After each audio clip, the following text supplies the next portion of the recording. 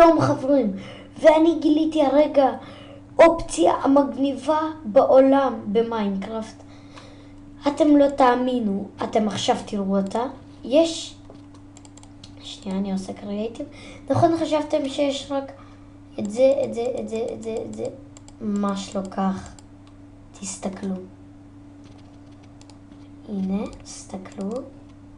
ואתה לוחץ על שיפט ולוחץ 1, 2, 3, 4, 5 ולוחץ לפה. ואתם תראו מה העולם יעשה. תחכו קצת ואתם תראו. כן, העולם ניתן.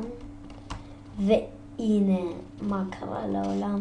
זה מראה לכם את כל הסוגים של הבלוקים.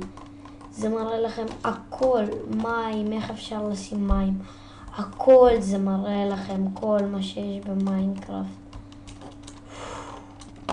ישר כשגיליתי את זה, באתי להגיד את זה ליוטיוב, ומה זה?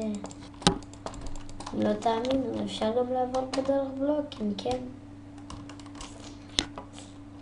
תסתכלו את כל האופציות, זה מראה לכם. וכן, אי אפשר לשבור פה בלוקים, אבל כשידעתי את זה אני פשוט מתתי מזה. סליחה שהטלפון מצלצל, כן. אז כן, אני לא מאמין. כן, מה שאתם רואים פה, לא ידעתם את זה. וכן, אתכם היה מיכאל ואני אצלם עוד מעט. וזה משהו מטורף. ישר באתי לצלם את זה, וכן, אולי אני אצלם היום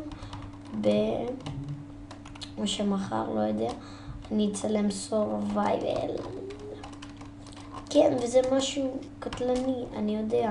אני אעצור את הסרטון ויפרד ממכם. כן, חזרתי, וכן, מה שאתם ראיתם זה באג אדיר. אדיר. וזהו, זה מה שבאתי להגיד לכם, ואולי אני היום אצלם סורווייבל. אתם יודעים מה? אני עכשיו הולך לצלם סורווייבל. עכשיו, אולי. ואני אעלה את זה עוד מעט. טוב. אז אני הולך לצלם סורווייבל. ואם אתם חושבים, נכון אחרי הסרטון יש כזה, לא שומעים אותי, אז אני אחכה קצת, יגיד ביי ויחכה כזה. וסתכלו את זה. לא ראיתי את זה עוד. אז אם אהבתם, תשימו לייקים. איתכם היה מיכאל, ביי.